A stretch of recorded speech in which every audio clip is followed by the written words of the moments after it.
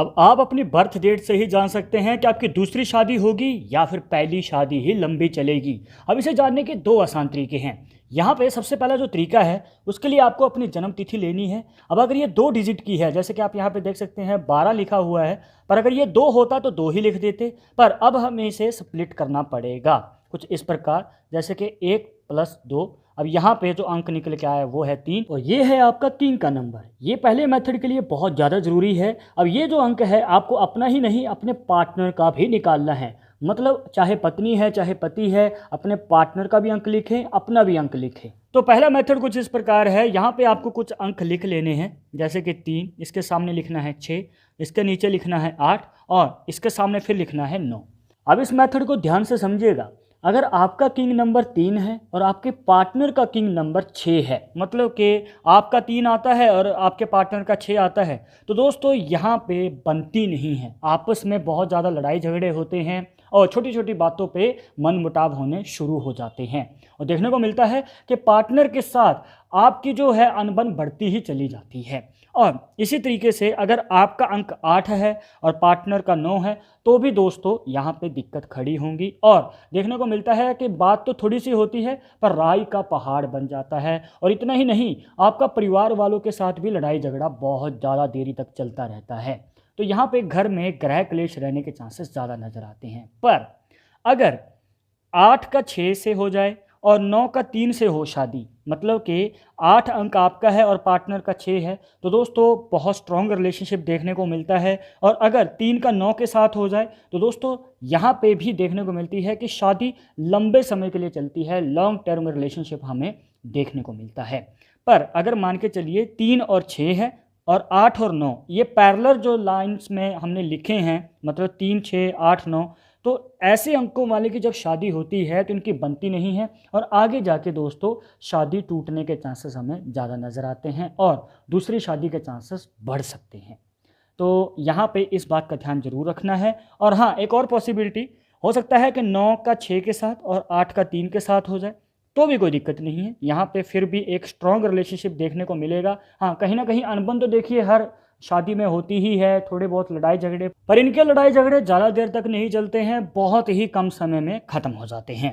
तो यहाँ पे बस आपको ध्यान रखना है 3 और 6, 8 और 9 अगर इनके बीच में शादी हो जाती है तो लंबे समय के लिए शायद नहीं चल पाएगी और ऊपर से चांसेस बन सकते हैं आगे चलकर पहली शादी टूटने के बाद दूसरी शादी होने की। अब इसमें हम एक और पॉइंट को ऐड करना चाहेंगे। अगर दोनों के अंक सेम हैं, मतलब पति पत्नी के दोनों ही किंग नंबर सेम हैं, तो देखने को मिलता है, अब यहाँ पे एग्जाम्पल हमने 4-4 की ली है, तो यहाँ पे इनकी पहली शादी टूटने के चांसेस ज़्यादा रहते हैं, क्योंकि ये अपनी मनमर्जी करते हैं, एक दूसरे की मानते बिल्कुल भी नहीं हैं। ये अपनी मनमानी करेंगे, ये अपने हिसाब से आगे बढ़ना चाहते हैं और ये भी अपने हिसाब से आगे बढ़ना चाहते हैं। तो दोनों के विचार मिल नहीं पाते हैं और देखने को मिलता है कि आगे जाके लड़ाई झगड़े शुरू हो जाते हैं।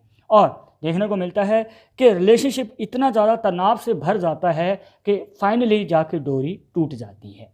और यहाँ पे दोस्तों चांसेस काफ़ी हाई हैं। अगर अंक सेम होंगे तो सिमिलैरिटी सेम होंगी, क्योंकि आपके अंदर गुस्सा है तो उनके अंदर भी गुस्सा होगा, आपके अंदर आगे बढ़ने की इच्छा है तो उनके अंदर भी आगे बढ़ने की इच्छा है।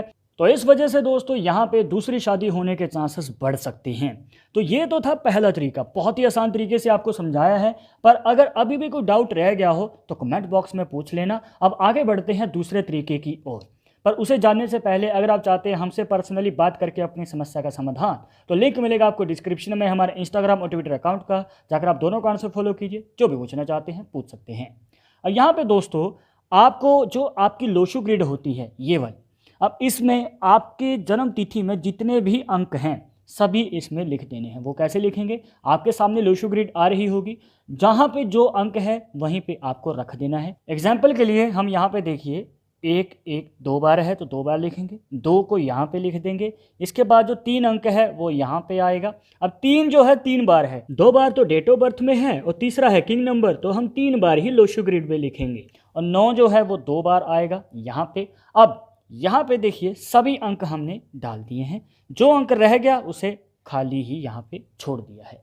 अब दोस्तों अगर आपकी लोशु ग्रिड में 3 बार आ जाए ध्यान दीजिएगा, अगर तीन बार आ जाए तो देखने को मिलता है कि ऐसे लोग बहुत अग्रेसिव नेचर के होते हैं, जल्दी गुस्सा आ जाता है और देखने को मिलता है कि जल्द ही चिढ़ जाते हैं। अगर कोई नया काम शुरू भी करेंगे ना तो उसमें इनका मन टिकता नहीं है, जल्द ही उसको छोड़ देते हैं। या फिर अगर कोई इनको राय देने की कोशिश करे, कोई इनको ओपिनियन देने की कोशिश करे कि भाई ये काम ऐसे नहीं ऐसे करो, ये मानेंगे ही नहीं, ये अपनी ही मनमर्जी करेंगे। पर अब हो सकता है कि आपकी लोशो ग्रिड में 3 सिर्फ एक ही बार आता है, कुछ इस प्रकार।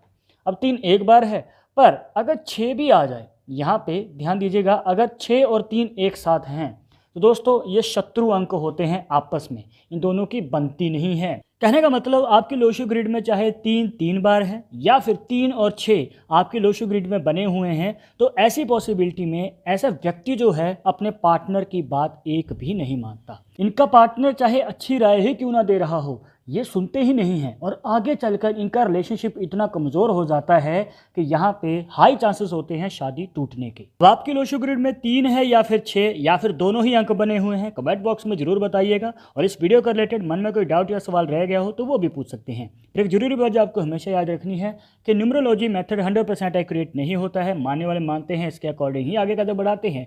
बट अगर आपको इसमें विश्वास नहीं है तो आप अपना विचार हमें कमेंट बॉक्स में बता सकते हैं। और ये वीडियो सुनाई हो तो दोस्तों के साथ शेयर कर देना। मिलते हैं नेक्स्ट टॉपिक के साथ नेक्स्ट वीडियो में। नमस्कार।